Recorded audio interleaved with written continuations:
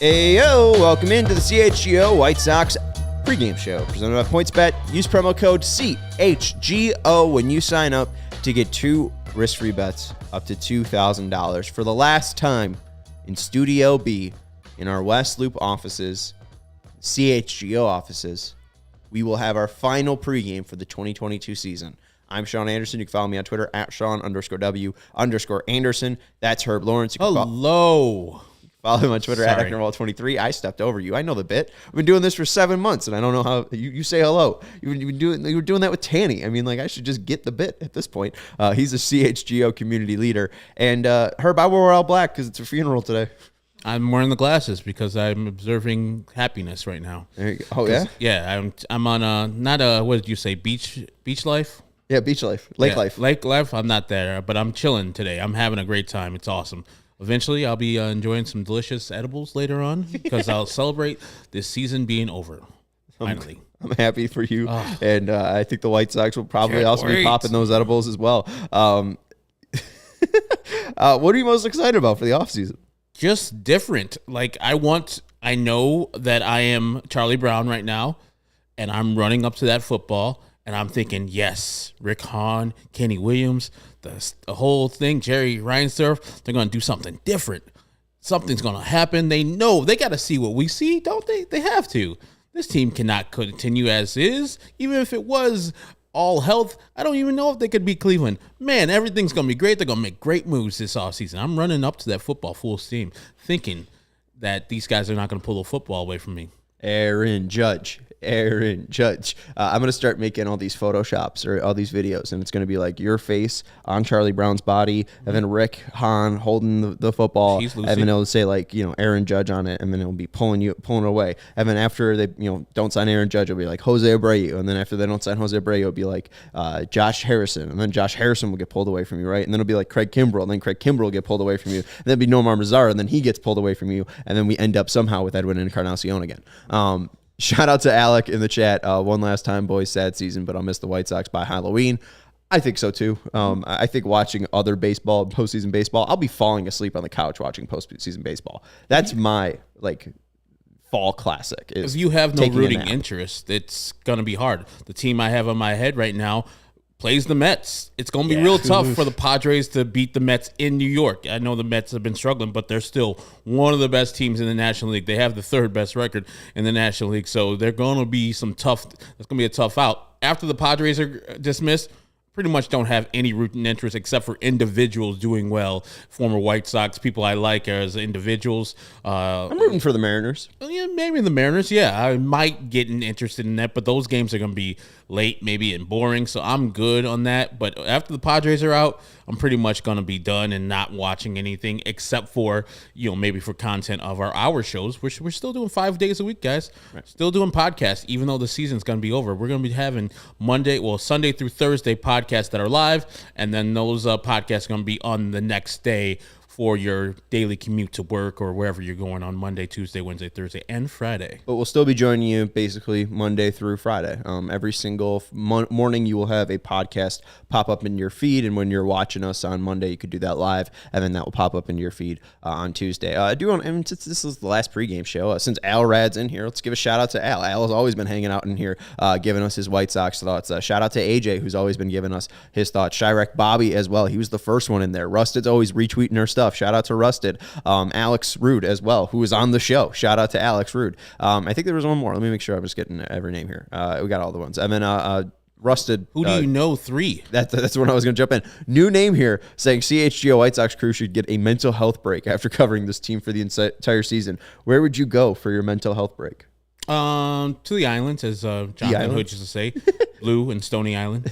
But no, I'm melt your troubles away. Just going home. I mean, this is an hour show. It's all it is, and I think, and I hope you guys think that when we do speak about things, even when last night we got a little contentious, me and Sean got a little argumentative, which is fine. We're embracing debate here. Mm-hmm. It's therapeutic to think about that. It's therapeutic to have that type of back and forth as long as it stays cordial, and we'll all stay cordial. People in the comments do that. Steven does that. I do that. Sean does that. Vinny does that. So I think the season has produced a lot of angst, a lot of irritation, frustration.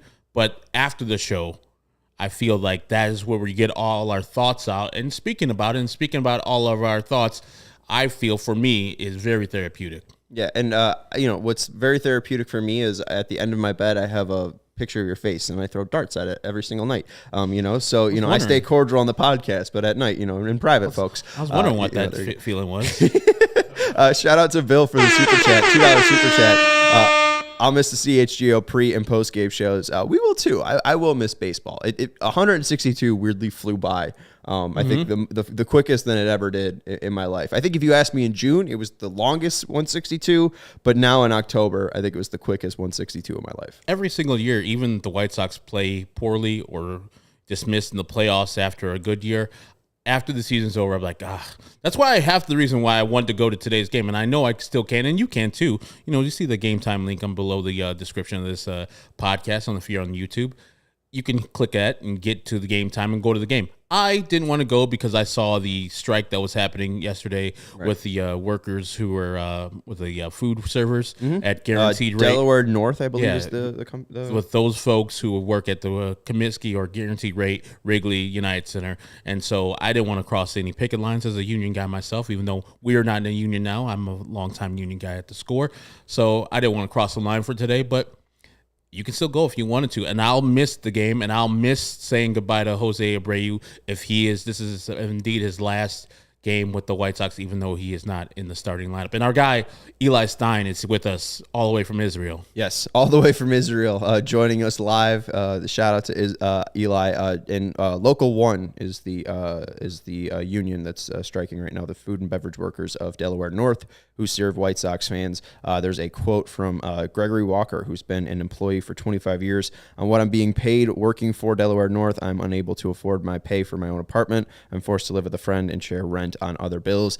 These people need help, and I heard out of the Chicago teams that the White Sox might have some of the worst health insurance out there as well. So we hope that those guys and women are able to get the benefits that they deserve and are hoping to get, because when you're going to that level of striking, we know that means serious business and serious shit. So supporting them is important, and I agree with you. I think it is too much to cross that line. And there's no one should work a full-time job and not be able to pay for rent. Right. A man shouldn't have a roommate. You should be able to comfortably pay for rent working a full-time job. So yes, give them what they want, what they need. You're not pocketing all this money, Jerry Reinsdorf, Tom Ricketts, whoever else who's out here.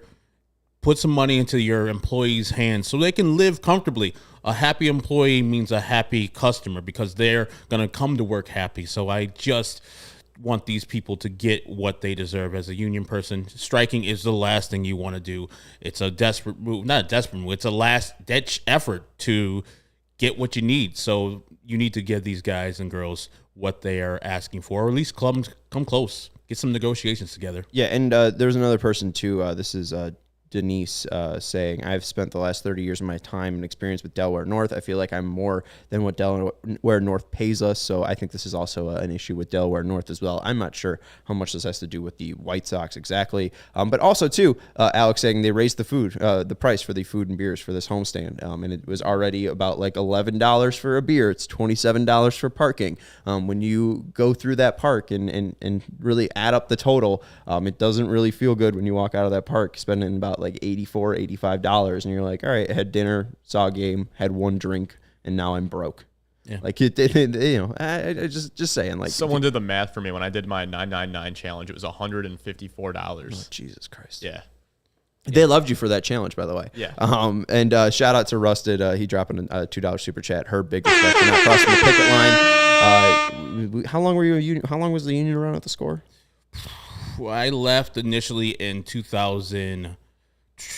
I'm trying to think, because when I left, it was getting started, and then I came back. So I left in 2015 to go to San Diego. It started like 2016. Then it's been going ever since. And I was in that union from 2019 to when I left in early 2020, and then I was in a union at Jewel. The Jewel's my friend. Jewels. I think it was Local 143. So Chris Tannehill also worked at the Jewels, and they have a good union, and I've heard they've played really well. They're very good to their employees. So just be good to your employees, and they'll be good to you. I made $15 at Jewel. I made $15 at the Score. Thank you, unions. And Eli's going to be in Chicago on October 31st. Very, very spooky. Very, very Halloween of him. He'll be visiting his dad. And also, shout out to John. John's been in here as well. Thank you, fellas, for helping us endure this crappy season. I think we got some more up here as well, if you want to scroll up. Other Sean, this is my first time in the chat. I also can't remember how the Sox did this year. Yeah, Sean, it's weird that this is game one. Happy opening day, everybody.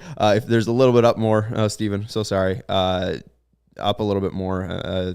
Who do you know also said, I've been in the chat here before, but I had to take a White Sox break after the Cleveland series, which well-deserved for most fans after the way that they played and then went on an 8-game losing streak. You didn't miss much. And, hey, Eli with the super chat. Thank you very much for the Israeli news shekels. 5.9. We appreciate that. I think we it's bust that out to like just over $10. Oh, yeah. Is that? 10 U.S. dollars. So we appreciate that, Eli Stein. New shekel to USD. It's a very good thing that Eli's coming to see his dad. Yeah, $10. Nice. Look at That's me. awesome. You're so sweet. Look at me. It doesn't matter. I mean, it could have been $2, but it's interesting looking up conversion rates. And as Alex Rude points out, they can't even get a beer at the rate right now. Right. Hey, you can't even buy a beer with that, Eli. And $10 feels like a lot. Like that's I don't know, man. Like that's just $10. Beer is not that expensive, folks. And since sun has gone down in Israel, I hope you had a prosperous Yom Kippur, Eli, out there. To our people who are here in America, I hope they're having an easy fast for themselves too. So, thank you very much. Appreciate it. Okay, I'm gonna Gimar Shitamotov. I shouldn't try that. You ruined that. It's another traditional greeting, which basically means may you be inscribed in the book of life for good. Yeah, I'm trying to bless them with a greeting. It is a day of atonement for the Jewish faith. Yeah. Look at you. I was not expecting some Yom Kippur facts today. You want some Davis Martin facts? I do. All right, let's look at the White Sox starting lineup here. Leading off for your Chicago White Sox will be Elvis Andrus playing designated hitter.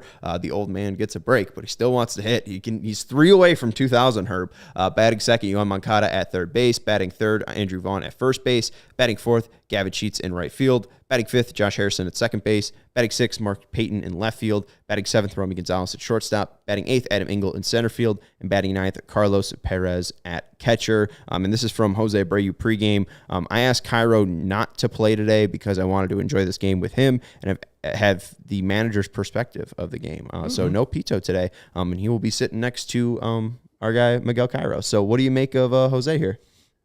It's setting it up. They're setting it up. Is he setting it up? They're setting it up.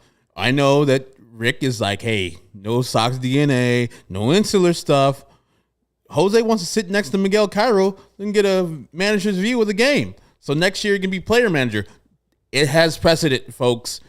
He asked Paul Konerko if he wanted to be player manager, and it has precedent. So don't think it's too far-fetched that Jerry Reinsdorf goes over Rick Hahn's head again, because that's what he does, and says, hey, Jose, player manager, go ahead and do it. As an analytics guy, as a guy who likes, guys who have multi-uses, Yuri Garcia just got signed for $5.5 million because of this reason. Jose Abreu as a first base DH and manager, that's value, folks. That's value. I mean, he probably will get 3 million? 3.5, yeah, 3.5 just for managing, and then about 17 for his play. I mean, that's a sweet deal right there. And Jerry's like, let's do it. Yeah, and it's gonna be real awkward when the first baseman walks out to the pitcher and says, "Get the fuck off the field, get your ass out here, Jose Ruiz, you bum." He's got a cell phone in his back pocket. And he's calling up Kurt Hassler, being like, "Hey, warm up, Jimmy." He's just looking. He's like looking in the dugout. He's like, "Good." Is it good? All right, then. Get his ass out. Oh, man. Was Pete Rose the last player manager? Probably, because he started betting on games. And they're like, we can't have this shit happening. Pete Rose, I don't think he did that for long. I think that was a very short time. I think he did it for a full season. Did he? Yeah. Russ said, not even joking, Pete as player manager could not be worse than this year. Imagine how it would be. It would energize fans. Make my man Jose the bench boss. Yeah, I mean, it would be an interesting press conference. I don't think Jose would want to talk for 162 games. No. I think bench coach is better for Jose. Yeah. I think also it's a lot of work to be a manager and a player. And he's like if Paul Konerko was actually the player manager at the time, he was terrible at the time. And Paul Konerko is one person that is, self-aware, and he wouldn't put himself in the lineup too tough because at those last 2 years, he was not great. So he would be like, okay, I'm pretty much the manager. And if I want to break a game open, I think I can break the game open. My swing's been good lately in the cage. I can put myself into the lineup. Pito is an actual decent offensive player right now, so it would be hard for him to be player manager at this time. Yeah, do you think he gets a curtain call here? Maybe exchange on the lineups? There has to be something. You have to have something just in case you do not re-sign Jose Abreu, either because he doesn't want to come back or you don't want him to come back as the White Sox. White Sox fans have to have some type of send-off for this man, not when he comes back from and have a long video thing. You can do that also, but you got to have the White Sox fans show appreciation for what he does in these 9 years of being MVP, probably the second or third best offensive player in this era, like Frank Thomas, Paul Konerko, Jose Abreu is right in that area. But we can make a power ranking. Maybe that's what we do tonight on the show and figure out where he ranks all time in White Sox lore. We'll share some Jose Abreu memories and your favorite Jose Abreu memories. If you're a CHGO Discord member, make sure you drop your memory in the chat, and we'll share those tonight because it might be his last game. I'm kind of getting the vibe, though, since he didn't have that moment, I think he probably, or they have the intention to bring him back. That would be my vibe, at least just seeing how things played out. Mark Burley never got an official send-off, and then he came back with Toronto, and Toronto let him run out to the mound by himself and get a standing ovation, and then he pitched great in that game. I think he went like 6 scoreless innings, and then he got a standing ovation from the crowd as well, walked off and pumped up the crowd like we've seen Dylan Cease do a couple times. So it was a cool moment, but I would like to see Jose get a true White Sox moment because he's been a White Sox for his whole entire career. And as Jerry said, like this guy needs to be a White Sox for his whole life back in 2019. I don't think anything has changed. His play hasn't changed. I think they've gotten themselves into a pickle where they forced their hand to get Jose Abreu off this team. I'm fine with Jose Abreu staying in the dugout, whether it be as a player, whether it be as a manager, whether it be as a player manager. I know some people say it might be too insular, but it's Pito. I don't think managers matter that too much. I'd love to see him in a uniform. It's just a lot of work. Like I said, he would be way too good to be a player manager. In my estimation, I would not like that because it would be White Sox usual stuff, and also I don't think he would get the job done correctly. And as you said, Jose is learning the language of English. This fan base, not necessarily the fan base, but the people would need him to speak English, which I don't need him to speak English. I need him to just communicate what he says. And if it needs to be translated, it needs to be translated. As long as he can communicate to the players, I don't give a damn if he says in the pre and post. But people will be so mad at him. Oh, is he speaking English? It's like, because he don't have to, because that's a second language. He wants to communicate in the way that he is comfortable in communicating. So that would be a problem for most or some out there in the periphery. That would be a problem for numbskull racists, I think is what we could say. If you have an issue with Jose Abreu not speaking the language, well, it's not his language. He's Cuban. God damn it. Pete Rose was the last player manager serving from 84 to 86 with the Reds. And then, as Alex said, kept managing until 89. So it's been a long time since a player manager's happened, as long as the Mets have won the World Series. The last time it happened was 1986 and won the division too. They won the division since 1986. At least we're not Mets fans. That's the last time they won the division? I think so. I mean, I know they went to the playoffs in 2000. They went to the World Series in 2015, yeah. And got murdered by the Yankees in that World Series. So 2015 they won the last I can't remember division? if they made the division or if they were a wild card team though. But that was the last time I remember them in it. I also remember the Mets one of those years, speaking of one of the White Sox pitchers who'd been compared to this guy, Adam Wainwright throwing that 12-6 curveball to another guy that's been mentioned, Carlos Beltran, to win the NLCS. I remember the Mets being in the playoffs, and also, of course, number 23 for the White Sox, number 4 for the Mets, hitting the Grand Slam single, Robin Ventura. They won the division in 88. I'm wrong. 2006 too. They won the division, and 2015. Okay, they had like a 15-game lead this year over the Braves. Really? Yes. They had a really... Oh, yeah, it was 10.5, I think it was. It was huge. I got the Braves at plus 11 to 1, and I was telling Steven and Cody, I got them at plus 11 to 1 to win the World Series, and then I cashed out. Felt stupid. Yeah, at one point, both New York teams were leading the majors in record, I believe. Yeah, I remember doing like a NBC Sports Chicago type of thing. It's like, if the rest of the NL East going to show up for the Mets are out here just cruising. And at the time, DeGrom wasn't on the bump at all. He was still rehabbing. I was like, man, the Mets are out here doing work. But they've been caught up. I mean, had some injuries. Starlin Marte has been gone. And they haven't had performance from people they picked up at the trade deadline as much. Buck Showalter effect, man. Gearing up to finish second place. They should fire him, and the next year they'll win a World Series. Two out of the 3 teams that he has left have won the World Series the next year. The Yankees won the World Series the next year, Diamondbacks? and the Diamondbacks won the World Series the next year. There you go. The ones that didn't, the Baltimore Orioles. Yes, and I think that team's cursed until, maybe not cursed. Until they get Gavin Sheets in this offseason. Yeah, there you go. Trade him for Anthony Santander. I'm putting it on the atmosphere. Give us Santander. Let's look at the Twins lineup here. Luis Arraez is your DH leading off. Gio Urshela, what a nice fella at third base. Nick Gordon at second base. Gary Sanchez at catcher. Jake Cave in left field. Gilberto Celestino in center field. At seventh, Matt Wallner in right field. At eighth, Jermaine Palacios at shortstop. And at ninth, Caleb Hamilton at first base. I liked seeing Billy Hamilton at second base yesterday. Nice. Why didn't they run that back? I don't know. Give Billy some run, man. Exactly. He's very popular here with the White Sox. You saw when he caught that liner from, I think it was Yasmani Grandal. He just looks in at him. He's like, smiles. He's like, yeah, that's what I'm about. I'm catching balls at second base. Yeah, I mean, he's just a fun, nice player. I wish the White Sox can find a way to put him in the roster next year as a 26-man. He's very valuable, both as an outfielder, a pinch runner, and late defensive replacement. And damn, look at this. Huge super chat here in the comments from our guy, Tom Paints. Thanks for the cheap therapy all season. You guys deserve some beers. Cheers. Hey, free therapy. I think therapy should be free, right?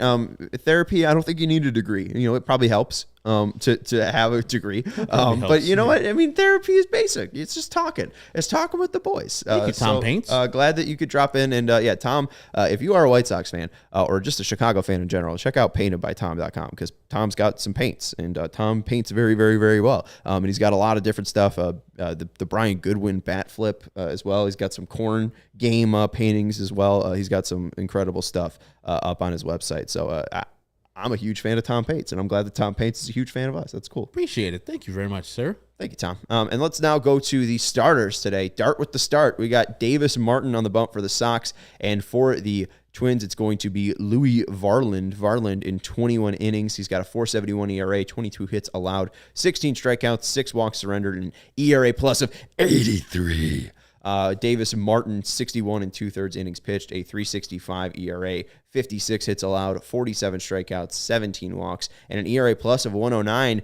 Your fifth starter for 2023, Davis Martin. I mean, he has earned that, and he has put himself in that conversation with his spectacular rookie year. But no, I don't want him to be the fifth starter. I want the fifth starter to be Lucas Giolito. He's going to be on the team no matter what for the most part next year. So I want, as I said before, having a 1, 2, or 3 inserted in via free agency, via trade, where they make Lucas the fifth starter. And if the improvements happen that we both believe are going to happen, maybe not to the level of an ace again, but to a serviceable Major League Baseball pitcher, that will be a nice starting rotation. And Davis Martin, I think, has done nothing but great work as the White Sox guy, up and down from here in Charlotte. I think he said individually like 9 times he has gone up and down here. And it's a testament to his craft and a testament to his work down there and the White Sox staff down there and up here to get him ready for these starts and for him to perform as he has. He's been great for the White Sox, but no offense to him. That would be a typical White Sox move. If you just saw what he did, this kind of reminds me of like how Gavin Sheets had a good second half last year. And it's like, okay, Gavin can be one of our right fielders next year. It's like, you probably need to improve the position because at his best, when things happen and they even out, I think Davis Martin is slightly above average Major League pitcher, which is good, but not good enough for a team that's in a championship winning contention. Well, and I think Vince Velasquez proved that he should not be back on the team next year, and I think that should open up a spot for Davis Martin to be that swingman. And we've seen them use openers at times for Davis Martin. I think that they can just get creative with Davis Martin, especially if they want to protect some of these arms and some of these legs. I mean, if Lance Lynn isn't going to be able to make it through 33 starts, well, give him a break with Davis Martin. Have Raylo be the opener, have him go for 2 innings, and then have Davis Martin follow. Like, I think it's a pretty good plan there that they have. And I think Davis Martin has proven himself to be a major league arm. And I think in 2023, if he's on the major league roster, I would be happy with that. But I agree with you.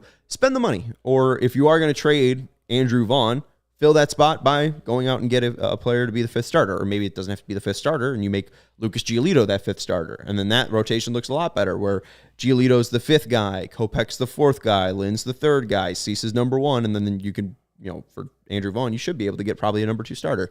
So I think there's ways where Martin fits on this roster, and it'll be interesting to see what he does today. He's been able to take advantage of all of the opportunities, I think, that he's gotten at the major league level. There hasn't been too many starts where he's looked really awful, so he seems like he's poised and ready for the moment. We've seen that with Jimmy Lambert, and he really took off this year, so I think Davis Martin could be the same way if they pop him in the bullpen. For us White Sox-focused people, he wasn't on my radar. Very few people are on my radar as I look at mostly the major league squad, and this team has had a poor history with developing talent, not pitchers, but talent in general of everyday players.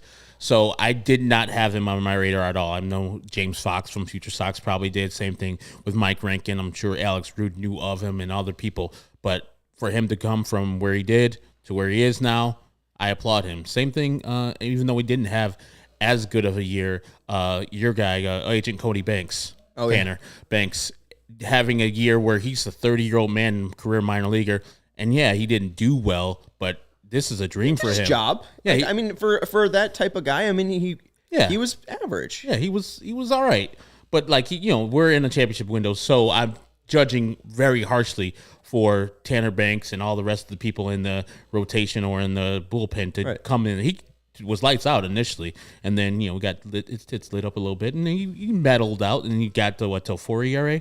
3 ERA. It's 3.06. 53 innings pitched, 42 hits allowed, 18 walks, 49 strikeouts, an ERA plus of 131, a FIP of 1.1. So he was pretty damn good. I mean, I just think it's we saw him in a lot of garbage time and against the Tigers. So I mean, it's like I don't want to read too much into Tanner Banks, but I think he could be in the Nationals bullpen. Perfect. It's just like I think you mentioned, you're in a contention window. This shouldn't be the guy that's in our contention window bullpen, but for a team that's looking to fill some arms and innings, I think Tanner Banks proved that he could be a major league arm, and I think Davis Martin is a huge sign of what the pitching lab has been able to do. You've seen the increase in his fastball, you've seen them be able to work on the shape of his slider, along with Jimmy Lambert. I mean, these are two of the biggest success stories the White Sox can trot out. I think Ethan Katz can trot out. I mean, Raylo, I think it's more. He got LASIK and can see, and he's just able to rev that 97 up to 100 coming out of the bullpen. That one seems less of like Katz will fix him, but Davis Martin and Jimmy Lambert, I think fixed him and gave him a boost. And a shout out to Ethan Katz and Davis Martin, Jimmy Lambert for putting in the work. A couple of people, Shea Fidel, thank you for joining us today. Don't trade Andrew Vaughn. He's going to be a star. That's your contention. I would love for it to keep Andrew Vaughn too, but the White Sox have put themselves in a real jam with their roster. They need to trade somebody, in my opinion. To come back with this same team would be not good. And shout out Sid the Kid too, Sidney Brown, always covering the White Sox games out there, sending us pictures, tagging us on Twitter, and always doing in and putting in the hard work there. Al ended up asking about Cueto. I just don't think they're going to spend the money on him. I think he was just so good. 18 quality starts. We didn't get to it yesterday, but I think he proved that if he's healthy, he can be a 4th starter for a contending team, and I think he's going to go get paid like that. I don't think the Sox are going to be able to spend that type of money on Cueto. And I think, like you were saying last night, kind of with Jose Abreu, he's up there. He's 36. To roll dice on him, that he's going to repeat this is a tricky proposition. Now, Johnny Cueto has proven me wrong time and time again this year. Right. If the White Sox believe that he can repeat this performance, and he does stay in relatively great shape. His wind is always good. He had the second best starting year of any pitcher the White Sox had. So, yes, he deserves a contract with the White Sox, but I also think that he can go and get a deal that's a multiple-year deal with a different team where that team can give him the innings without the pressure that is attached to it. Yeah, I don't know if Cueto wants no part of this team, like Russ is saying. It seems like he's been just trying to take on a leadership role. We saw that with Reynaldo Lopez. I think Luis Robert jumped on as well. I think that his relationship with Ethan Katz was part of the reason why he came here as well. I just don't think he's going to take too much of a discount, but we'll see. Anyways, let's get into our picks, and we are going to be making our picks and any bets we make on PointsBet. PointsBet is your number one sports book. I just took the Sox money line. I know our guy Steven is betting them to go 500 today. So Steven's betting them to lose. He would take the Twins money line. I'm taking the Sox money line. What a hater. Herb, what are you doing? You taking a Sox win or a Sox loss? It's too good for the White Sox to sweep the Twins at the end of the year and win the series, I believe, too. So I think the White Sox are going to lose today. And, Meatloaf said 2 out of 3 ain't so bad. And going 500 is where they're destined to be. It'd be so fucking funny if they went 500. I mean, it would be hilarious. It's literally the only reason I made the bet. I'm like, this is a 500 team. And I don't blame you. Away from it. As Herb said, 9-9 this year against the Twins. If they lose today and go 9-10, then we could just yell about the Byron Buxton decision again, which would be great. But again, this football season and this baseball season, PointsBet's bringing you a better way to bet live on games, which means before this ad's over, you can place a live same-game parlay bet. You can bet on the next drive to be a touchdown and cash out your live second-half over bet. With PointsBet, you have access to more live football markets than ever before. You can build the live perfect same-game parlay bet by combining your favorite bets anytime during the game, including spreads, totals, player props, and more. You can choose the outcome of the next drive and next points with PointsBet's lightning bets. So whether you're on the couch, on the toilet, on the move, do it live on PointsBet. Download the PointsBet app today and sign up with code CHGO to get 2 risk-free bets up to $2,000. And if you or someone who has a gambling problem and wants help, call 1-800-GAMBLER for crisis counseling and referral services. I promise you that PointsBet has their own commercial where the guy is on the John placing bets. So that's why I brought it up. It doesn't say it in the ads, but they say make it personal, all right? And that's what I think about when I think about PointsBet, is placing bets on the toilet. Herb, who do you think is going to click today? Mr. Carlos Perez. I think he is going to hit a couple good, solid singles. Dingers. But the White Sox will still lose. I'm going to go with 7-2. The Minnesota Twins win. I'm going to take Mark Payton. He's the Tanner Banks of the outfield. 7 games this year. He's hitting 118, 286, 118, an OPS of 403. He has no home run. He has 1 RBI. Today is the day Mark Payton hits his first ever career major league home run for his hometown team. Send it off in a good note, Mark. You kicked ass in AAA this year. I think you're still going to be kind of in that fringe, kind of quad 4 player. I'd love to see Mark Payton stay next year, but hey, he had a really nice season down in Charlotte. Maybe someone will give him more of a shot, and I hope he ends his season with a huge bang. It'll be his 26th homer of the year. Actually, I think that's wrong. No, yeah, he's 26th homer of the year if you count his AAA stats and major league stats. So go get 26, Mark. Send it all the way back to St. Rita. Yeah, go send it back to 79th and Cicero, my friend. I think it's 79th and Cicero. I'm not sure. 79th and Pulaski. Or our guy Father Zone knows. Yeah, he knows. He knows the way. Go find Fat Johnny's hot dog shack, and you'll be there, folks. Now I got to look up where St. Rita is. I should know where this is. I know where they weren't last year. They weren't in DeKalb because the Wheat North Falcons killed them. 77th and Western, my friend. There it is. Go Mustangs. And there's Alec S., my favorite Mustang. Him and his brother are my favorite Mustangs. Anyways, we're going to wrap it up on the CHGO White Sox pregame show. We will talk to you after the game for the CHGO White Sox postgame. And we got a ton of things here to talk about. Vinny Duber will be joining us live from Guaranteed Rate Field. And we'll be starting at 6 p.m.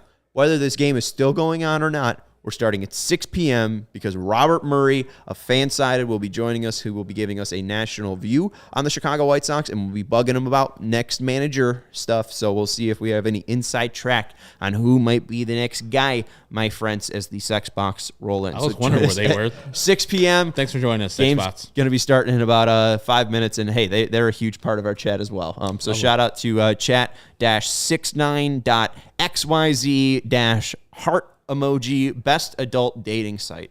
Thank you so much for jumping on. But we'll talk to you guys later after the game. Again, 6 p.m. Subscribe. Make sure you hit the notifications. And also, it's not goodbye. I'm going to be here on Thursday. We're going to be here next week. We're going to be here the week after. We're going to be here next month, week after that. Don't worry. We got you covered on all our White Sox stuff. We'll see you after the game. Bye.